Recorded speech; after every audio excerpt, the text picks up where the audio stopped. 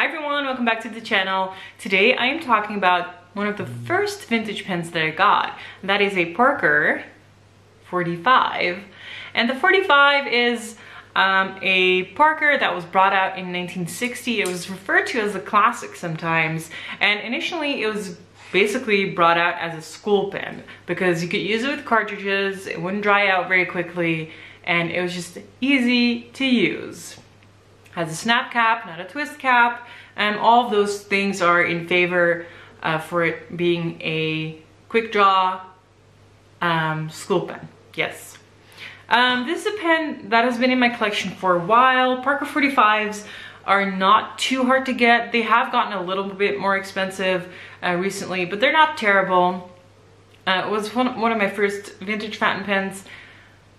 I don't really grab it very often. I don't know why. I do love it. It's very nice. I love the nib. It has a hooded nib. I'll show you in the different shot. And it just looks really funky. But yeah, it's not something that comes out of my collection very often. And I think I should change that. So I've inked it up for you. I'm gonna give you a close-up shot of the pen. I'm gonna talk about what I like about it and some of the different Parker 45s out there, because there are different types floating around. All right, let's go switch the shot. Okay, here we are with the Parker 45. This is a teal version of the Parker 45 with gold trim. We're here with some non-natural lighting because it is already fairly dark.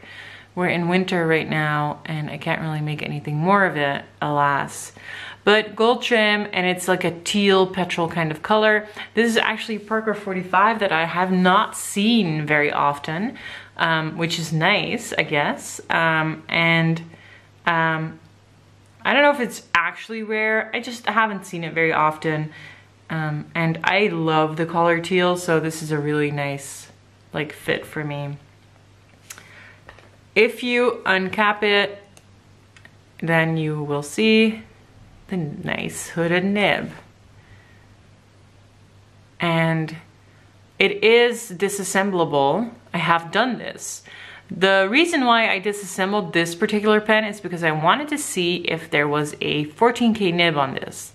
So Parker 45 nibs are either steel or gold, and this one is a gold one. But you have to take this part, the black part, out, and then you have to take the nib out of the black part, and it's kind of convoluted to do that, but if you're brave enough you can, and you can see whether it's gold or not. If you have an old Parker 45 that needs some cleaning, that is what I would do, because then you can get into all the gory parts. Nib sizing, this is a medium. This nib size is on the black part of the hood. I don't think you guys can see that, but there's an M right there. You might be able to see that. So that's how you know what nib this is. So they call this a school pen. I have taken it to uni occasionally, but I haven't really used it all that much. I could not find my Parker cartridges for the life of me. So I have a modern converter in here. I know I have a vintage converter somewhere. I cannot find it. This ink capacity is dreadful. As you can see, it's like this much. But I had to ink it with something. And I did. I hate this converter. It's a slidey converter. It's bad. Don't get it. Anyway, it was the only way to solve this. As you can see, I've inked my fingers. It's great. In this pen, I put Robert Oster Fire and Ice. I haven't written with this in a good while, so I hope it does what I think it will do and be all around lovely. Okay, move the notebook. I'm filming in a different location right now. I hope it's an acceptable situation.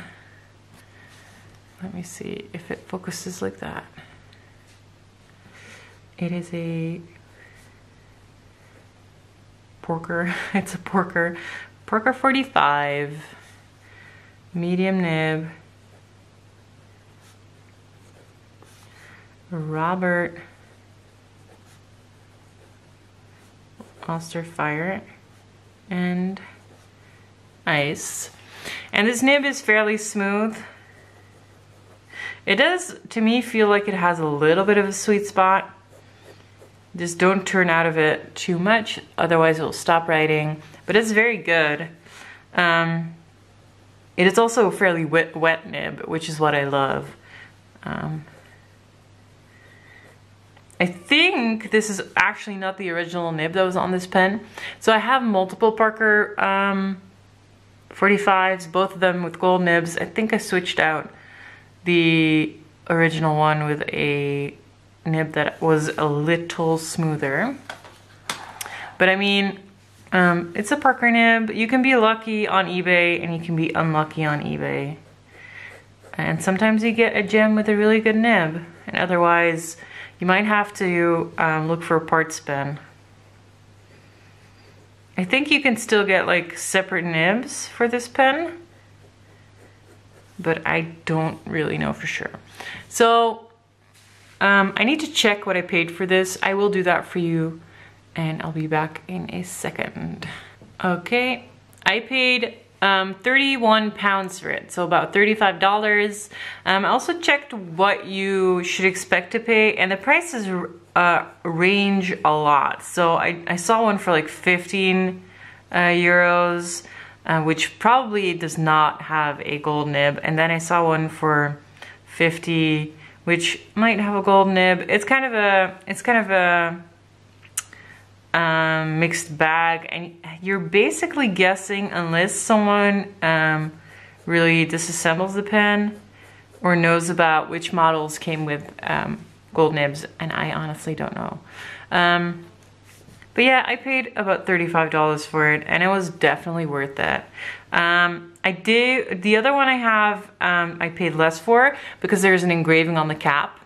But I don't mind that because the engraving actually matches my name kind of, so I paid about 20 bucks for that one. Anyway, this is a lovely, lovely classic fountain pen that you can definitely post. This is actually one of the pens that feels really nice posted, that is sleek, still looks fairly modern to me, and it's just a delight to write with and to take with you. Cap has that beautiful original Parker clip. It is very usable. And yeah, it is an all-round good pen to take with you on your travels. It is just lovely. I hope you guys enjoyed this video. It makes me really excited to journal with this pen, to talk about it like this. So I'm gonna do that in a little bit. Thank you guys for watching. If you have any questions, let me know. Bye-bye.